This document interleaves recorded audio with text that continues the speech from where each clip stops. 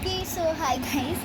आता मी तुम्हाला लास्ट व्लॉगमध्ये म्हणजे लास्ट शॉर्टमध्ये आय गेस शॉर्ट व्हिडिओमध्ये मी तुम्हाला एक गोष्ट सांगितलेली की मी एक न्यू शॉर्ट फिल्म रिलीज करणार आहे. आणि तुम्हाला लास्ट व्हिडिओमध्ये बोललेली की आपली जी शॉर्ट फिल्म आहे त्याचं मी नाव नाही ठरवले, अजून तारीख नाही ठरवली. तर मी आजता तारीख ठरवली आहे. तर शॉर्ट फिल्मची तारीख 20 तारखेची आहे. आणि हां म्हणजे आम्ही फिल्म शूट करणार आहे 20 तारखेला आणि रिलीज मला वाटतं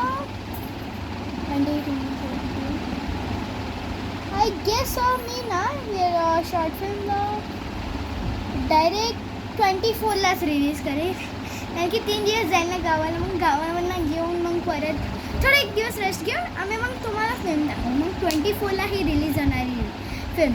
आता तुम्ही विचार करा फिल्म करते तर फिल्मचं नाव काय आहे. तर मी तुम्हाला आधी फिल्मची थोडीशी झलक सांगते. म्हणजे फिल्म एका निसर्गाची बाबतीत आहे. म्हणजे मी तुम्हाला थोडीशी स्टोरी सांगते. मी आता पूर्ण स्टोरी नाही म्हणाली, मला लिहायची ती अजून स्टोरी. मग आता या 3-4 दिवसात मी पूर्ण स्टोरी घेणार आहे. ओके, माझं थोडं ठरवलेलं आहे. म्हणजे मी त्याच्यासाठी थोडंसं सांगते तुम्हाला. ही स्टोरी एका थोड्याशा मिडल एजवाल्यांची पप्पा मम्मांसाठी आहे. त्याच्यामध्ये मी नाही असणार आहे. थोडं ह्याच्यात मी दिसेल तुम्हाला. माझी बहीण पण असेल, कारण की ती आमच्यासोबत येते शूटिंगसाठी. ते हो बोले.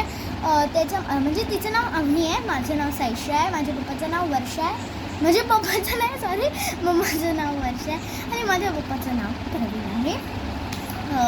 तर आम्ही हे सगळे मिळून एक असं आणि 2 माणूस एक स्पेशल आहे. ते तुम्हाला आमची शॉर्ट फिल्म चेक करायला तर कळेल की ते 2 माणूस कोण आहेत. मग मी त्यांना तुमचं नाव सांगू शकते. नको तुम्ही स्वतः जाऊन बघा. आणि तर मी स्टोरी सांगत होते.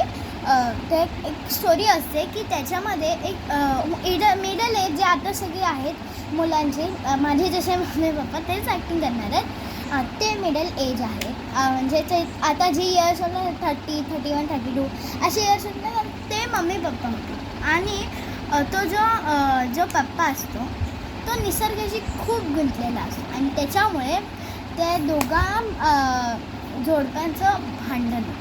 2 जणांचं, म्हणजेच माझे मम्मी पप्पांचं. खोट्यामध्ये घरामध्ये काही नाही झालं असं. म्हणजे काय असतं असं की तो जो डॅड असतो, म्हणजे ठीक आहे मी कॅरेक्टर सांगते. असं कॅरेक्टर बोलते. जो कॅरेक्टर असतो तो असा तो नेहमी एकदम क्लोजली निसर्गासोबत असतो.